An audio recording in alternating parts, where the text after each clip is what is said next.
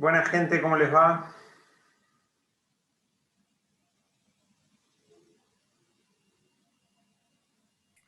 Hola, Damián.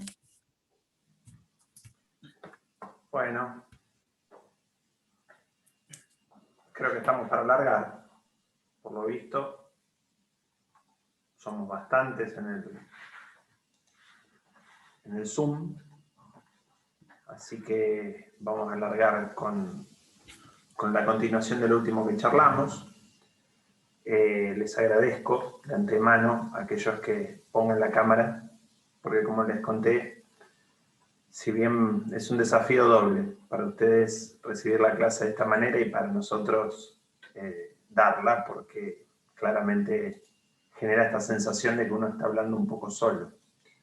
Así que, bueno, nada, ayuda un poco verlos y que cada tanto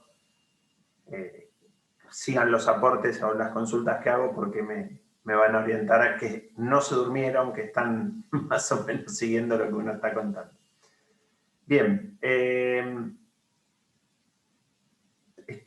por lo que estuve viendo, a esta altura no sé exactamente qué temas habrán tenido por parte de los otros colegas que dieron clase, pero imagino que ya habrán visto algo de clasificación de los contratos. Confírmenme si eso es correcto. Sí, bien. Sí. ¿Les quedó claro la diferencia, unidad 1 y 2? Perfecto. ¿Les quedó claro la diferencia que yo les comentaba sobre cómo es posible que haya contratos unilaterales y bilaterales si, a los efectos de considerarlos como actos jurídicos, siempre son bilaterales? ¿Eso lo entendieron? ¿A alguien le quedó duda con eso? No. Bueno. Se los comentaba esto porque es bastante común, bastante frecuente, que durante los exámenes surja que, nada, si se les pregunta como acto jurídico el contrato qué es, no pueden decir unilateral y bilateral, porque como acto jurídico es siempre bilateral. No puede haber fisura en eso porque no estarían entendiendo la naturaleza del contrato. ¿Tá? Y luego, cuando se les pregunta que expliquen el criterio clasificador entre contratos unilaterales y contratos bilaterales, tendrían que poder diferenciarlos de acuerdo a esta cuestión de la existencia al inicio del contrato de prestaciones recíprocas o no. ¿Bien?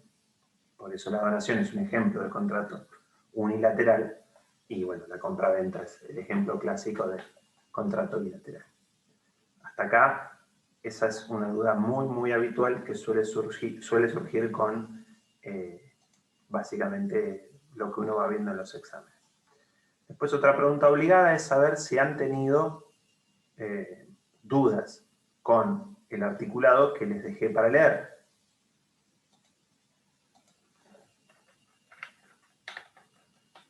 ¿Estamos bien? ¿Lo leyeron? ¿Ni lo miraron? Ni justo. La verdad yo no pude. No lo pudiste leer. Bueno, Te la debo. No, está perfecto. Sabés que vos sos la única que tiene en este momento seguro la valentía para contarlo. Yo creo que no sos la única que no los ha podido leer, pero sí que lo podés decir. Lo que le pasa a Mirta, hay una palabrita que después búsquenla en el diccionario que se llama procrastinar. Todo alumno, todo estudiante tiende a dejar para último momento todo lo que tiene que leer. ¿Y qué suele pasar a último momento? Que nos agarra la desesperación y decimos, ¿cómo se me acumuló todo esto para leer? No llego. Bueno, les aseguro... No, pero... No es mi caso, no es mi caso. Es por cuestión laboral, Semana Santa, trabajo con alquileres, pero si no... pero a ver, voy a ser en este aspecto muy franco y sincero. Imaginar, porque no sé cuál es la actividad, ni he visto el planteo que hizo la doctora Pérez, pero voy a imaginar que me debes estar hablando de los dos fenómenos que se ven en clasificación, que son cadenas de contratos y uniones de contratos. ¿Puede ser que sea eso? Sí, ella lo planteó como si pueden combinarse contratos y qué tipos de uniones se nos ocurrirían, qué tipo de combinaciones. Bien, bien. Bueno, me meto un poquito en el tema porque es un tema muy interesante, Valentina. Hay una relación primero de género-especie entre las uniones de contratos en general y la cadena de contratos en particular. Uniones de contratos hay un montón. Podemos hablar de contratos sucesivos, contratos accesorios, contratos vinculados correlacionados, y uno de los tipos de uniones de contratos es la cadena de contratos. El tratado del doctor Lorenzetti tiene un excelente capítulo al respecto. Imagino que a esta altura Lorenzetti lo tienen, aunque sea de nombre, ¿no? ¿Lo tienen todos? ¿Alguno no? ¿Sí? Los 5 que estoy viendo en pantalla hagan así con la cabeza, así me quedo tranquilo. Sí, ahí Ministro de la Corte, tenemos que saberlo. Bien, bien, bien. Ministro de la Corte, bien, bien, bien. Ministro de la Corte y hasta creo que el año pasado presidente de la Corte Suprema de Justicia. Sí. Lorenzetti es un tratadista de contratos, tiene mucho escrito al respecto y tiene muy buen material al respecto. ¿Por qué les digo que es interesante la pregunta? Porque no hay que confundir la excepción con la regla. La regla, ya la vamos a ver más adelante, es un fenómeno que se llama la cuestión de la inoponibilidad de los contratos. O sea, los contratos, hay algo que se llama efecto relativo de los contratos, que implica que los contratos solo afectan a las partes que las suscriben. ¿Bien? Es decir, si yo con Valentina firmo un contrato, no puedo afectar a Matías.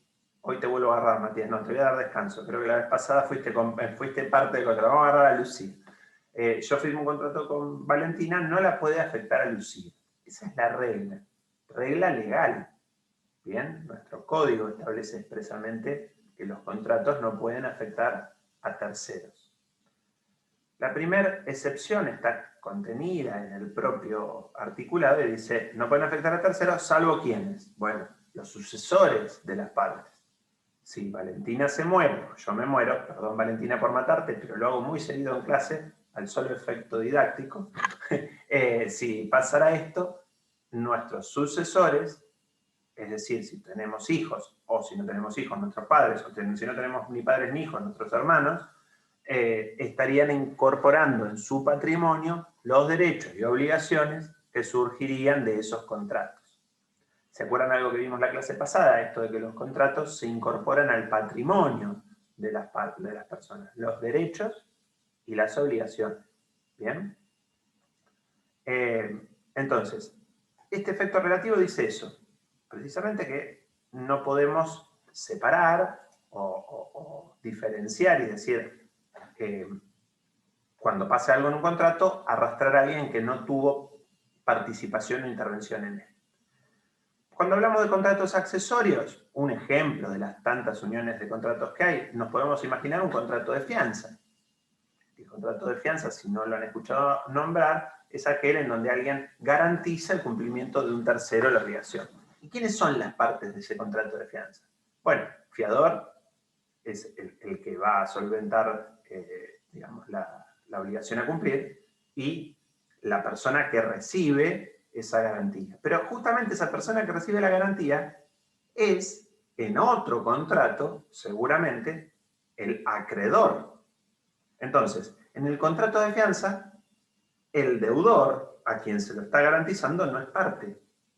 Pero ese contrato, como está vinculado, genera algún tipo de relación, el contrato principal del accesorio. Para hacérselos más fácil y llevárselos a un ejemplo, en un contrato de locación, la fianza generalmente se incorpora en el mismo contrato. Pero imaginen que esa cláusula es un contrato en sí mismo aparte agregado al contrato. O sea, separémosla la fianza y digamos, hay un contrato de locación, locador-locatario, y a su vez hay uno de fianza. ¿Bien? Entre la persona que recibe esa garantía y la persona que la da. ¿Bien? Este segundo contrato, el de fianza, es un contrato que tiene una relación con el contrato principal, porque, por ejemplo, si el contrato principal desaparece, el accesorio no puede subsistir. ¿Bien? Entonces, son contratos independientes, pero producto de la unión de contratos tienen puntos en común. ¿Hasta acá estamos? El ejemplo un poco más complejo es el ejemplo que se da entre la unión, perdón, dentro de las uniones de contratos, el de la cadena de contratos. ¿Por qué?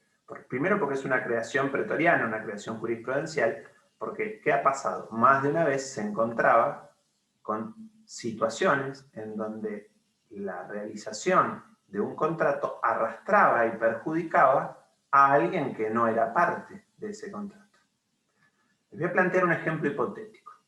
Imagínense por un segundo que vamos a agarrar a María Jazmín. María Jazmín va a ser la persona que va a querer comprar un auto. Se levanta a la mañana, dice, qué lindo día para comprar un auto, y tiene una opción, que es ir a un banco, sacar un crédito, con ese dinero del crédito, una vez acreditado en su cuenta, extraerlo, llevarlo a la concesionaria, comprar el auto, y antes de sacarlo a rodar, ir a una aseguradora y sacar un seguro contra terceros para que pueda circular el vehículo.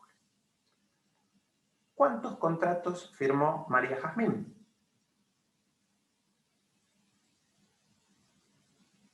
2. 3. 3. El de préstamo, para que le den la plata, el de compra-venta del vehículo y el de seguro. ¿Bien? 3 contratos. Supongan ustedes que el auto que compra, cuando lo quiere empezar a andar, empieza a salir humo del motor, y no anda el auto.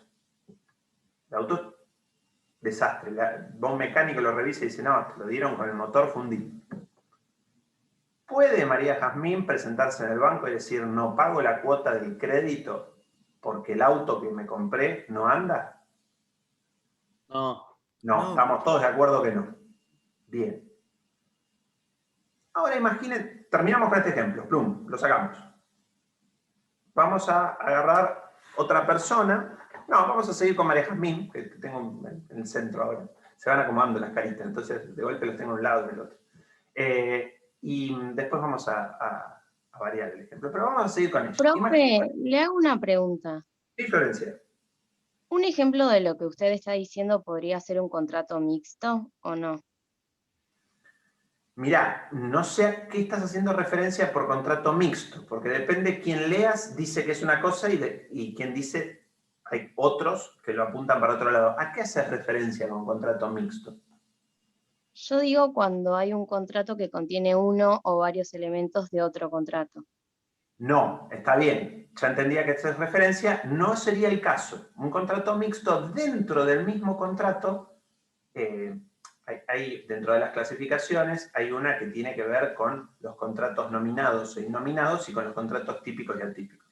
Lo que Florencia hizo la mención es buena, pero en una breve reseña les digo, en un contrato, compra-venta, a veces hay otros negocios.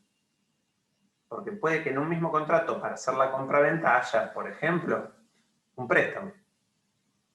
Pero ahí, lo que nos preguntaba, estaría todo dentro del mismo contrato, las partes serían las mismas. Yo el caso que les voy a dar ahora, el que les di recién, era claro que digamos, nuestro sujeto de estudio, en este caso María, iba a un banco, banco X, después iba a una concesionaria, concesionaria X, y después iba a una compañía de seguro, compañía X. 3 empresas distintas. El único punto en común que tenían estas 3 empresas es que hacían un contrato con la misma persona. ¿Bien? Imagínense este otro ejemplo. María entra a la concesionaria X, se sienta, la atiende un vendedor. El vendedor le dice, ¿querés comprar un auto? Bueno, pero espera, no vayas a un banco a pedir un crédito. Nosotros te lo financiamos. Y además te digo algo, tenemos una promoción que si compras el auto hoy, antes del 30, en las primeras 3 cuotas del seguro son sin cargo.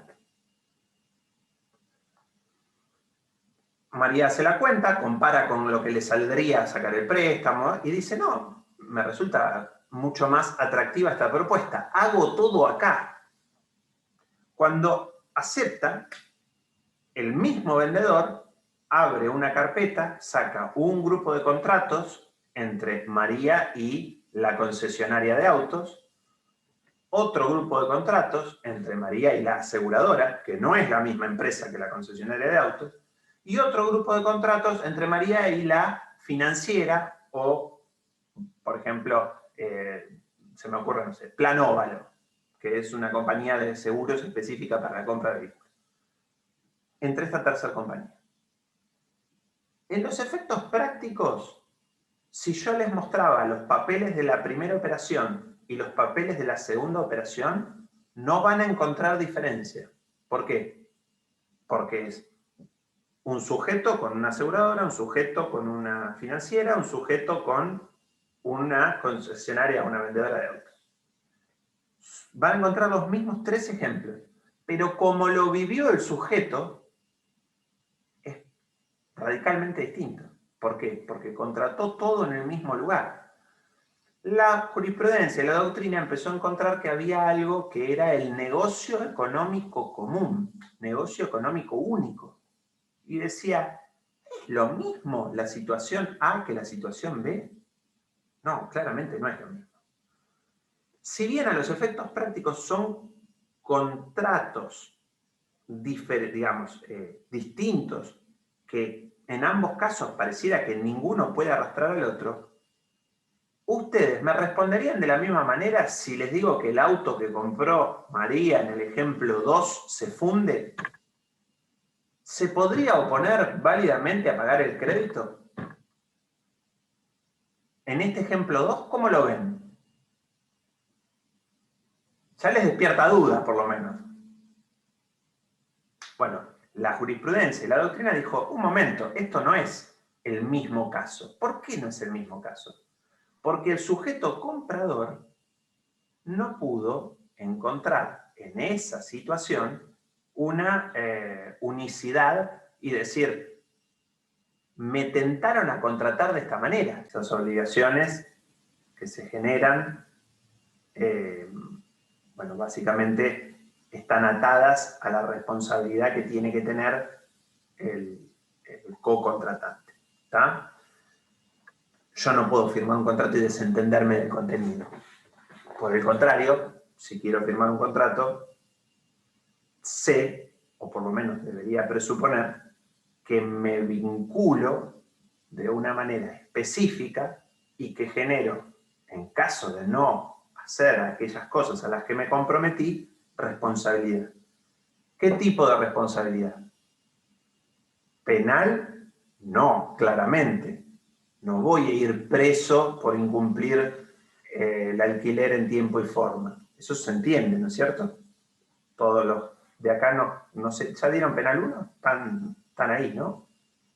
Penal 1 la mayoría la vio. Bueno, saben que el derecho penal es el derecho de última ratio, el derecho que busca en excepcionales situaciones involucrarse y, bueno, justamente conductas que se consideran para una sociedad tan grave que requieren una pena específica. Pena que muchas veces, bueno, incluye hasta la privación de la libertad. Pero bueno, les decía entonces que vimos efecto vinculante. Me gustaría que nos detuviéramos un segundo sobre la buena fe. Buena fe que ya la deben haber visto. ¿Por qué? Porque es un principio que está incorporado en el propio código. Ya en el artículo 9 está mencionado lo que es la buena fe como principio y todo tipo de derecho debe ser ejercido de buena fe. Pero en los contratos tenemos un artículo específico. Artículo originalmente 1198, actualmente 961, que más o menos dicen lo mismo. Si bien es muy difícil lo que es la definición expresa de la buena fe, el acierto en este artículo legal es pararse en cómo detectarla. ¿Por qué digo esto? Porque en principio el artículo que dice, los contratos deben, palabras más, palabras menos, ¿no? En todas sus instancias, es decir, ya sea en la celebración, en la interpretación y en la ejecución, debe tener presente la buena fe.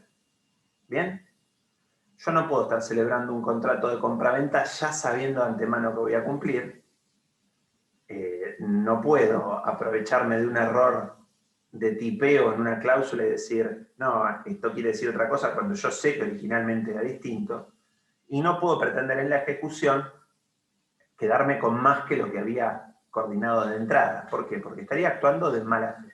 Ahora bien, ustedes saben que la buena fe, como regla, como principio, se presume.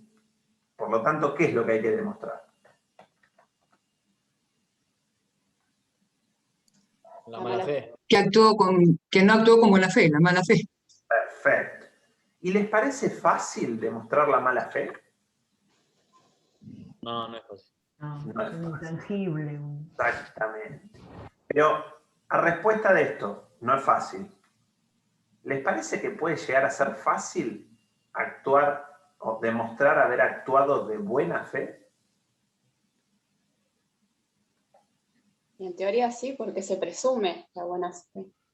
Pero imaginémonos por un segundo que no existiera, está bien lo que dice Romina, pero imaginémonos por un segundo que no existiera la presunción legal de la buena fe.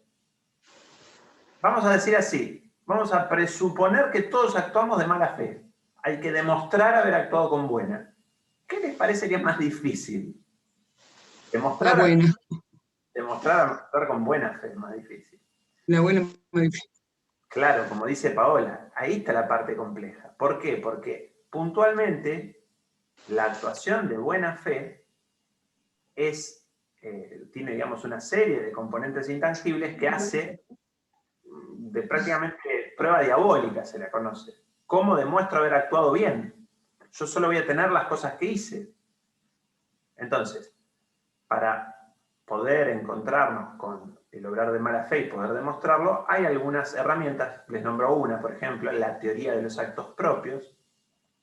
Es una teoría que por ahí ya la han visto, pero básicamente dice algo así como que nadie puede contradecirse jurídicamente y pretender que eso no tenga efectos. Más fácil, y hablando, digamos, de una manera no jurídica, sería que no se puede borrar con el codo lo escrito con la mano. Ejemplo, en un contrato, si yo digo, por ejemplo, en el contrato, digo que el contrato será pago contado. Y como les decía, hay modismos que en algunas regiones implican que el pago contado es hasta dentro de 30 días. Pero este contrato dice pago contado y yo durante los primeros 16 meses del contrato acepté que me entregaran esas cuotas a los 60 días. Nunca dije nada. Nunca hice ni siquiera una mención ni nada. ¿Puedo en la cuota número 16 mandar una carta de documento y resolver el contrato por incumplimiento porque está pagando fuera de plazo? ¿Ustedes qué les parece? No, en principio se presumiría que el contrato continúa, porque las partes sería la costumbre de uno a pagar, el otro a aceptar, y a cambio del pago, el uso y goce de la cosa sería. Sí, en este caso podría ser un uso y goce, como bien dice Rodrigo, un contrato de locación.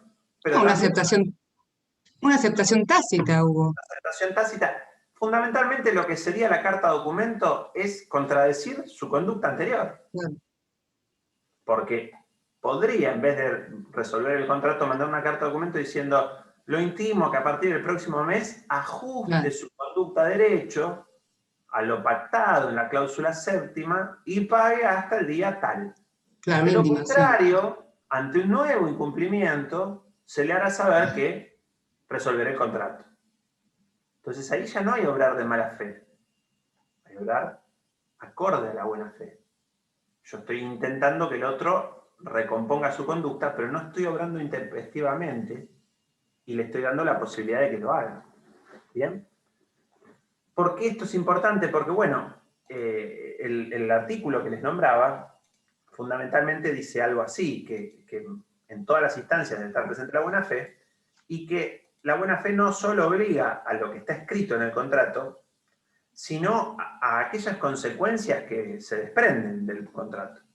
Entonces, toma una pauta, una de las pautas, digamos, que heredamos del derecho romano, que es la del buen padre de familia, la del buen hombre de negocios. En este caso, él utiliza como razonamiento los alcances que razonable y entendiblemente se hubiera obligado un contratante previsor y cuidadoso, básicamente, ¿no? Esta regla, esta pauta que define, es una extensión, si se quiere, adaptación moderna desde un principio viejo del derecho romano, que es esto, del buen padre de familia, del buen hombre de negocios. Y ustedes me dirán, ¿y cuáles son los alcances que razonablemente se hubiera tenido que tener presente un contratante, previsor, cuidadoso. Y bueno, no se pueden tomar todos en cuenta. No se pueden volcar todos a una ley, porque la ley regula situaciones generales. Imagínense que si quisieran detallar todas las posibles, les van a pasar dos cosas. Primero, el artículo va a medir, no sé, 14 carillas, porque todo lo que debería ser para ser considerado un contratante cuidadoso previsor es muy amplio. Y segundo, que seguro le va a faltar algo, porque ni el mejor legislador puede comprender todas las situaciones existentes, primero, y segundo, ningún legislador puede comprender todas las situaciones futuras, porque tranquilamente le podría pasar que haya una situación futura que no previó, y que bueno, justamente por no haberla previsto, ya la ley quede antigua rápidamente. ¿Está? Entonces, este principio, el principio de buena fe, es un principio fundamental, troncal en la materia contractual. Y además de ser fundamental, troncal en la materia contractual, digamos, tiene aristas de las teorías que se desprenden. Yo hoy les nombré una, que es la teoría de los actos propios, pero hay dos teorías más. Una es la teoría de la imprevisión y la otra es la teoría de la responsabilidad in contraendo.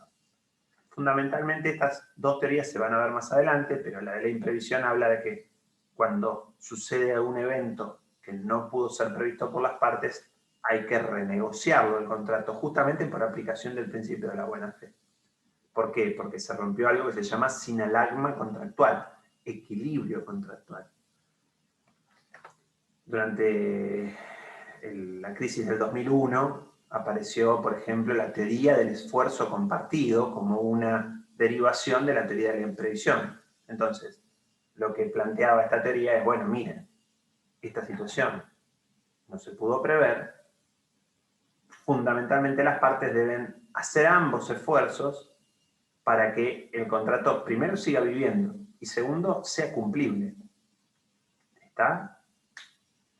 Y por último, el que les nombré de la responsabilidad en contraendo, habla de qué tanta responsabilidad hay antes de celebrar un contrato. Ustedes vieron que el artículo, el 961, habla de buena fe en la celebración. Bien, pero para que haya celebración y nazca el contrato, ¿qué tendríamos que tener presente que les nombré la clase pasada? Sentimiento. Consentimiento más sujetos, objeto, causa, forma esencial. ¿Bien? Estos 5 elementos